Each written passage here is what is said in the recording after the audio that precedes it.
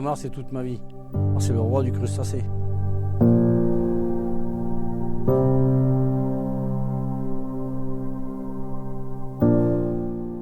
Pour moi, le homard représente une émeraude.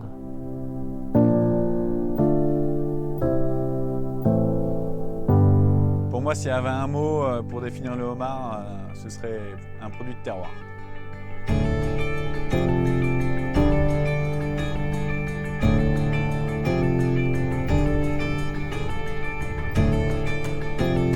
Pour moi, le homard, c'est une superbe palette de couleurs, un magnifique tableau d'artiste.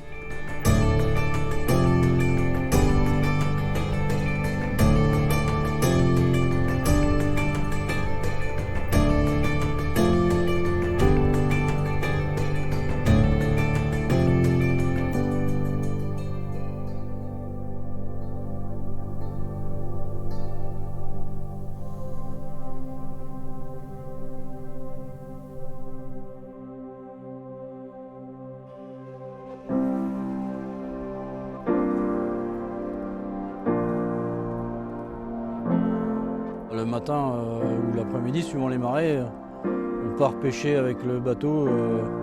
On va relever les casiers, les filières qu'on appelle ça.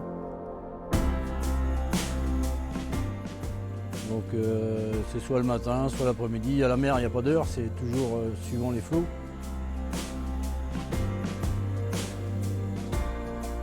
Quand j'étais gamin, j'allais avec mon grand-père à la pêche et mes oncles. Souvent le week-end après l'école, ou voilà, ça me plaisait. Donc j'ai eu le virus d'aller mettre des casiers pour pêcher, quoi.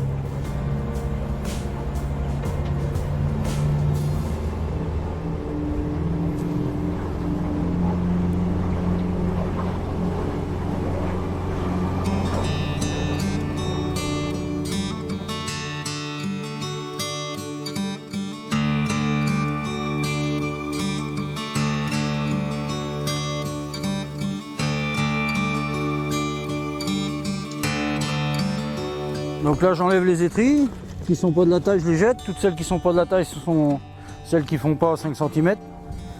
Et là le homard, là il fait peut-être la taille, je vais le piger un coup. C'est comme je suis pas sûr des fois. Celui-là fait la taille. C'est un homard mâle, environ 500 grammes.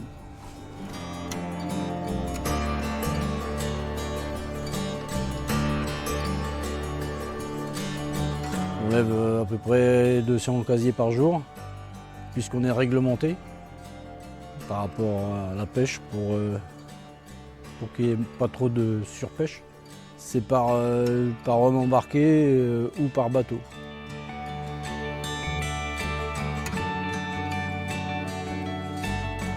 On est du côté du phare, entre le phare et l'antilope là. Et le caillou qui est là, c'est la noire. Et entre le phare, les bouées jaunes, les nattes, toute cette surface-là, c'est la réserve à homard, le cantonnement.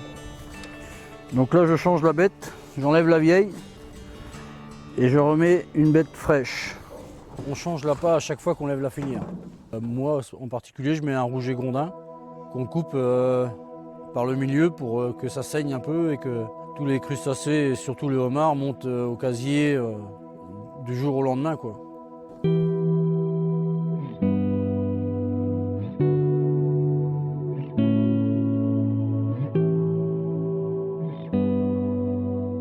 Alors là, on va cheviller les homards, baguer les homards. On va leur mettre un élastique autour de la pince pour les stocker en vivier pour pas qu'ils se battent entre eux ou ils se bouffent entre eux. C'est carnassier. Voilà.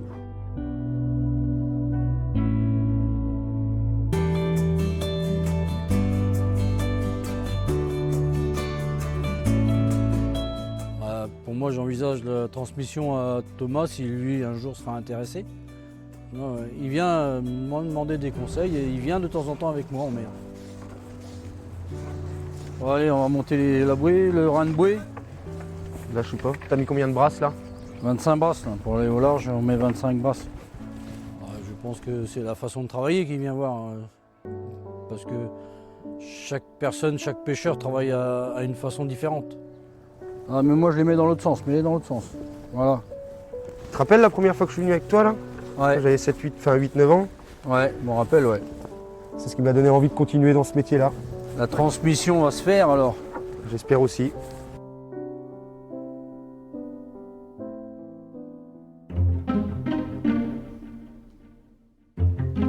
Une fois, j'en ai pris un, 3,5 kg. Ouais, j'en ai fait cadeau à un gamin qui faisait sa communion. Il l'avait dans son assiette, il était heureux.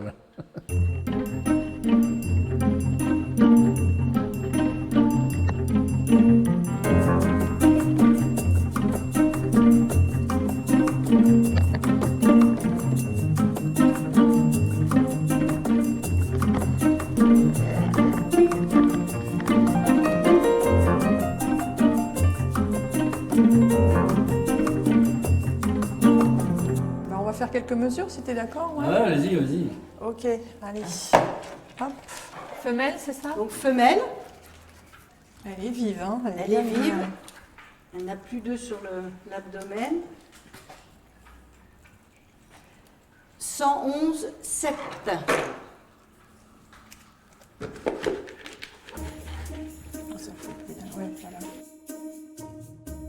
Je m'appelle Laurence Grondmassé, je travaille au SMEL tout près d'ici, donc dans un établissement public qui dépend du conseil départemental de la Manche. Et j'y suis depuis bientôt 30 ans, 25 ans on va dire. Voilà. Alors le SMEL, ça veut dire Synergie Mer et Littoral. C'est une structure qui travaille sur toutes les problématiques d'activité maritime. Le SMEL travaille pour développer l'économie du département sur des problématiques maritimes qui sont la pêche et la conchyliculture. Les petits appendices là qui sont très très fins, comme des petits palpes très fins, c'est une femelle. Et un mâle, même appendice beaucoup plus gros. Voilà, c'est vraiment très très différent. Et la femelle en plus, au niveau de l'abdomen, un abdomen beaucoup plus large Pour pouvoir que porter le ses ses œufs. œufs en fait. Charlie, là donc tu m'as dit qu'on avait pêché à l'antilope. Combien de casiers à peu près? Aujourd'hui, j'avais 150 casiers à peu près. 150. Alors la préservation de la ressource est un élément essentiel pour le pêcheur et pour le comité régional des pêches qui a la charge d'organiser et de préserver ses ressources en lien avec le SMEL. Et donc, ces investigations servent à répondre aux questions que les pêcheurs se posent. 89 mm 7, et c'est un mâle, et d'essayer d'anticiper aussi sur l'avenir.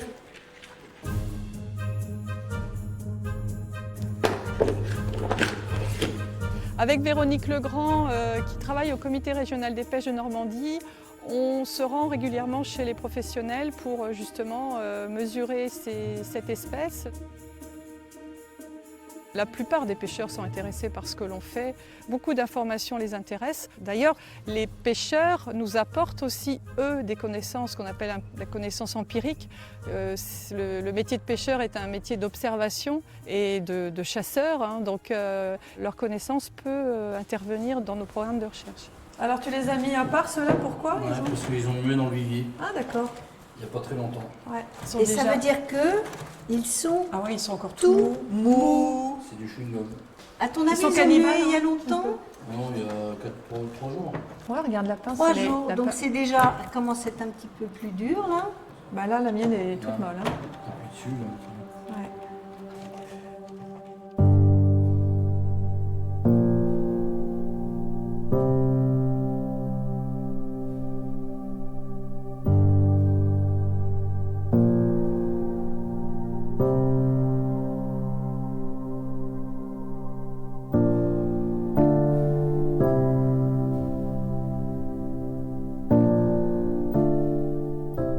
On a un nouveau projet là, qui s'appelle Recru, qui veut dire recrutement crustacé, et qui est porté par Ifremer de Brest, et dans lequel on participe, nous le SMEL, avec mes collègues plongeurs professionnels.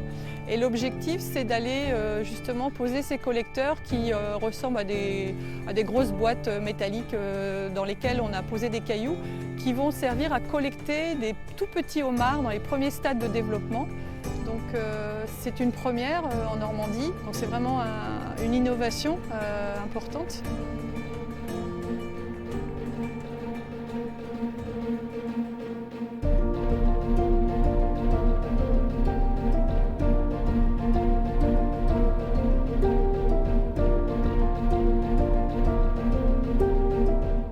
On connaît peu de choses sur ces premiers stades.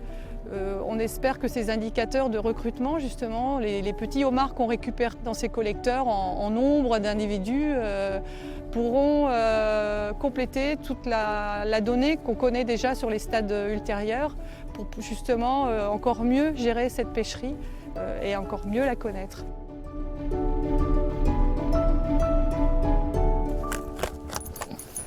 Non, tu vois. Tu les ouvres dans ce sens-là, Ouais. Oui, pourquoi? C'est une question, moi je les ouvre dans l'autre sens, mais voilà. Écoute, je vais profiter. Vas-y, vas-y, Je profite de ta gentillesse. profites-en, profites-en. Donc là, comme ça. Les filles, c'est sympa avant le cours de cuisine. Hein, une verras. petite récréation comme ça. Tu vas pas casser les pinces. Ouais, attends, je vais refaire après. Alors il m'arrive quelquefois de partir à la pêche avec Charlie, soit au casier, soit à la pêche au maquereau pour une détente entre nous.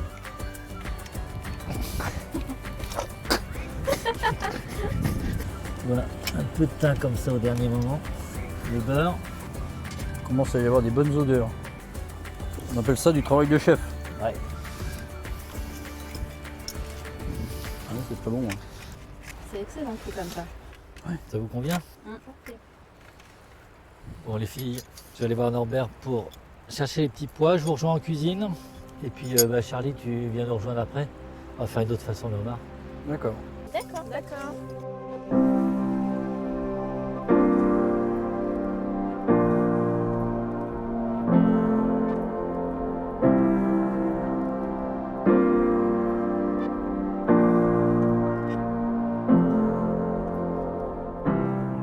J'ai rencontré Norbert il y a 3 ans.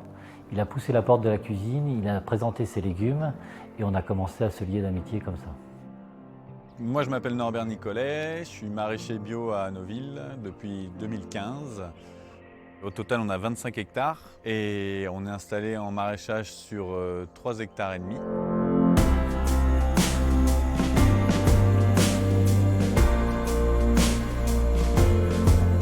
Voilà, c'est tous nos petits semis. Là, c'est toutes les séries de choux pour l'hiver. Ça, c'est sur chaque plaque, on a 160. Là, tu peux voir toutes les variétés. T'imagines, là, il y a 1, 2, 3, 4, 5, 6, 7, 8. On a encore tout plein. Ouais. Donc voilà, tu as tous les petits semis, mais je crois que là, tu as peut-être des petits pois à aller chercher, non? Allez, On va faire ça. je t'accompagne. Ça marche. Avec grand plaisir. Tac. Hop, bah tu vois, Ouais. hop, les voilà. Alors les voilà les petits pois, les fameux petits pois violets. Ils sont violets. Donc faut prendre que ceux qui sont bien ronds. Bien rond. Bien ronds, bien ronds et Bien bien ronds. tendus dedans. Faut que tu sentes que la cosse elle est bien pleine. Ouais.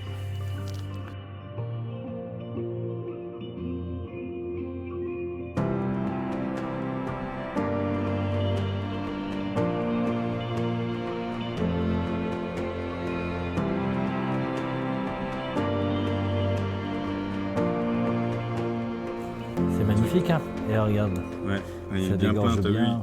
Regarde, il y a déjà de la condensation un petit peu dedans, oui, parce qu'il regarde. fait déjà chaud. Vas-y, mange, goûte. Ça c'est comme un bonbon.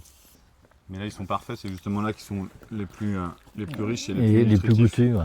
La plante, elle donne toute son énergie pour avoir des bons petits pois, quoi. Et dis donc, et pourquoi donc les brocolis sont en bas? Et du coup, on mixe les cultures. Les petits pois, c'est des légumineuses. Du coup, ils fixent l'azote atmosphérique de l'air du sol. Donc, ils vont restituer ça dans le sol pour le rendre disponible à la plante. Là, on est sur une butte typique de permaculture, quoi. Voilà, On a du paillage qui est du compost ici qui Ouais. commence à s'être pas mal dégradé. d'accord. On a notre goutteur qui arrose au-dessus. Et du fait que la butte elle soit en pente comme ça, là, le rayonnement du soleil, il tape vraiment à 100% sur le flanc de la butte et il réchauffe l'intérieur de la butte, quoi. D'accord. Et donc les petits pois sont là-haut pour eux. Et eux, justement, ils utilisent toute la lumière aussi. Verticalement, on optimise à fond la luminosité parce que c'est quand même le facteur énergétique de la plante, quoi. C'est là qu'elle fait toute la photosynthèse. On a plus de rendement globalement au mètre carré, là. Ouais. Là, on arrive à cumuler sur 1 mètre carré des brocolis, des tomates, des petits pois. Au printemps, il y avait des salades. Maintenant, il y a encore quelques blettes, on aperçoit là. D'accord, oui. Et on enchaîne. On enchaîne les cultures Voilà, comme ça au et puis quotidien. en fait, chacun prend sa place au fil des saisons. Voilà. Bah, c'est génial ça. Philippe, chez nous, il vient chercher sa petite diversité, les goûts différents sur un même produit. Il n'y a pas beaucoup de gens qui travaillent ici comme nous on travaille et qui travaillent justement toutes les variétés comme nous on travaille, avec des couleurs différentes et donc ça augmente la palette de saveurs et de couleurs dans son assiette.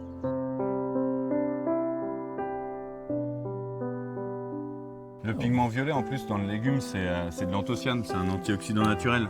D'accord. Donc c'est nickel pour prévenir tout ce qui est dégénérescence cellulaire et donc cancer. Tous les légumes violets sont bons pour la santé. Moi je préfère quand ils sont pas ronds à fond, ils sont meilleurs encore, ils sont tout fondants. Et c'est toi qui m'as dit de prendre les meilleurs. Tiens, tate. Trop de la balle.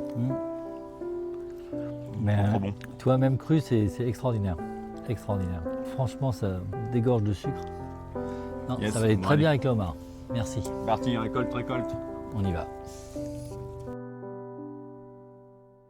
Moi j'ai une petite phrase de fétiche qui lui a bien plu et il en a vu la différence. Un légume canchi, c'est un légume qui a du goût. Et c'est vraiment ça.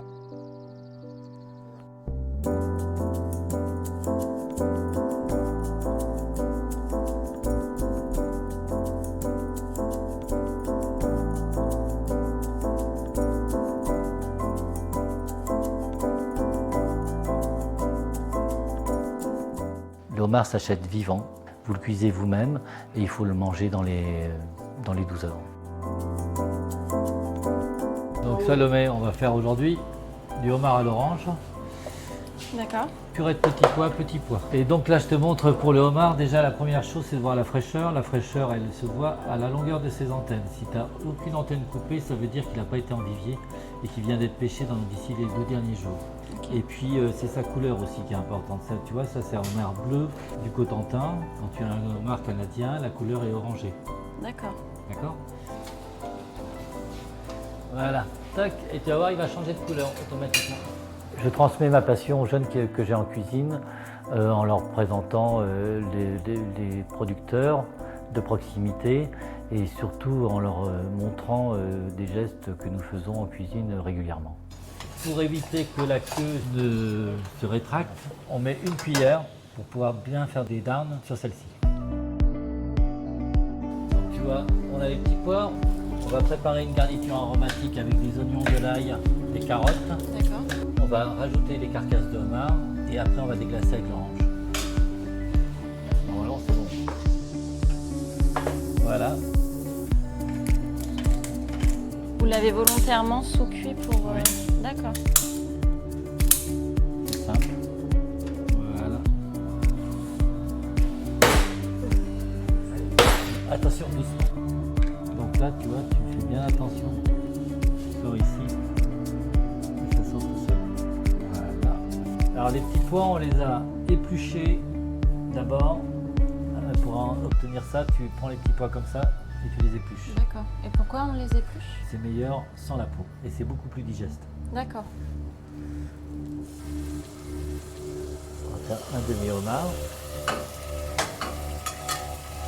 Vous le poêlez que d'un côté alors? Voilà, à l'unilatéral. Tu vois. D'accord. Le beurre est en train de changer de couleur, il s'imprègne du parfum du homard et en même temps il imprègne le homard.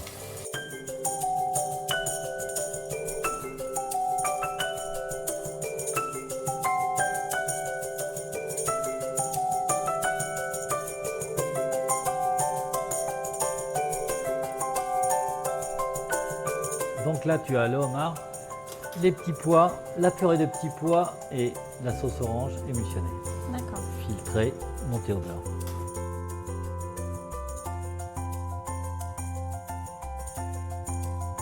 Terminé. Ce sont des fleurs comestibles? Oui, des fleurs comestibles, c'est la bourrache, ça s'appelle la bourrache. D'accord. Salomé, on va passer à la deuxième recette.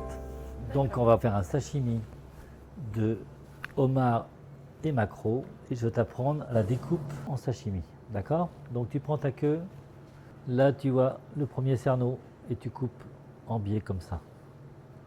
Ok? Ensuite,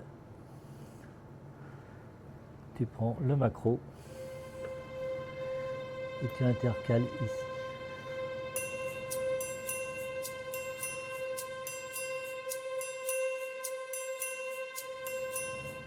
Alors, tu vois la beauté du maquereau, la fraîcheur. Alors, le maquereau, c'est l'un des poissons les plus nobles qui soit puisque c'est le plus fragile à travailler. Donc là, maintenant, on va passer au dressage. Donc, avant de faire le dressage, on va faire une petite marinade. Donc, zeste de citron, zeste de gingembre,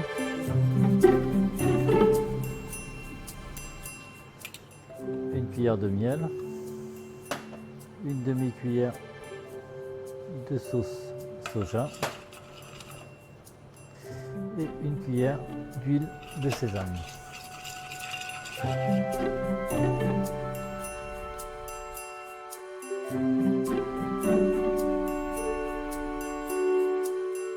C'est une recette qui permet d'avoir la douceur et le moelleux du maquereau et à la fois le iodé du homard. Et en fait, pour adoucir le tout, on accorde du miel et de l'huile de sésame. Et en fait, avec cette vinaigrette-là, avec simplement quelques zestes de citron et un peu de gingembre, on obtient une douceur en bouche un peu japonisante. Qu'est-ce que t'en penses? Ça a l'air très bon. Ça fait envie. Ça fait envie? Oui. Hein? Bon, bah maintenant, Salomé, on va faire une nouvelle recette, mais avec Amandine. Merci à vous. Merci beaucoup. Tiens, c'est pour toi. Merci.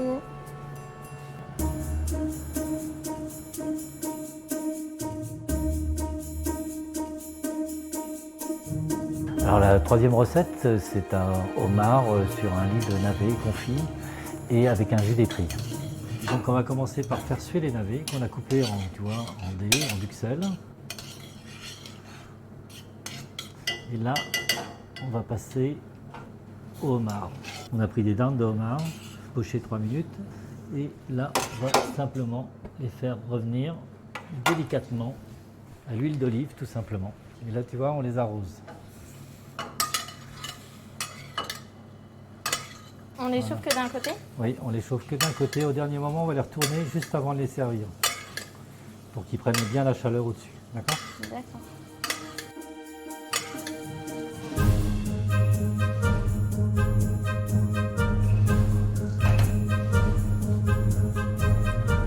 Donc là, on a un emporte-pièce. On prend les navets.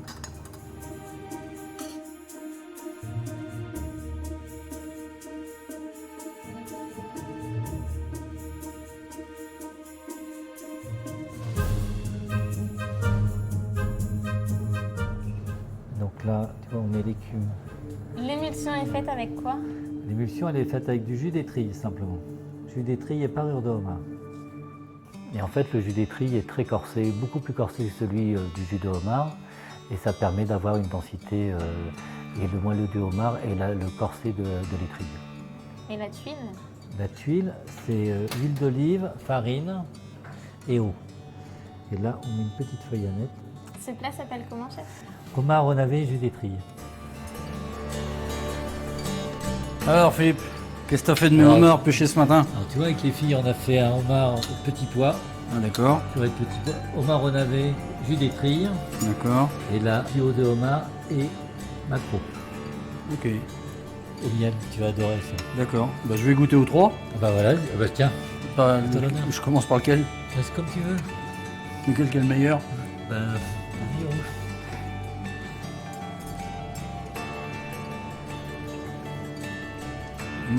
Très bon. Merci. On voit que c'est du homard frais. Hein. Bah oui, c'est ça.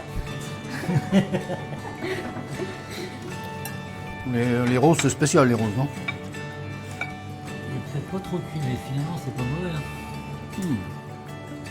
Bah non, t'as bien travaillé quand même. Merci. Ah bah ça, c'est gentil. C'est très bon. Ça vous plaît, les filles? Très bon. Excellent. Merci, chef.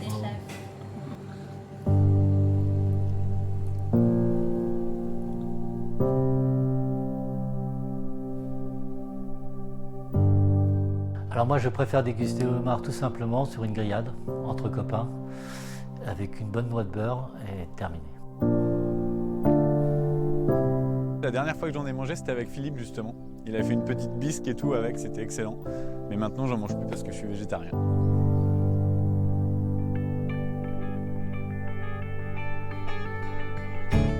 Pour moi, l'avenir du homard, c'est le respecter, respecter la taille. Si tout le monde pêche durablement et intelligemment, je pense que le homard, ça perdurera.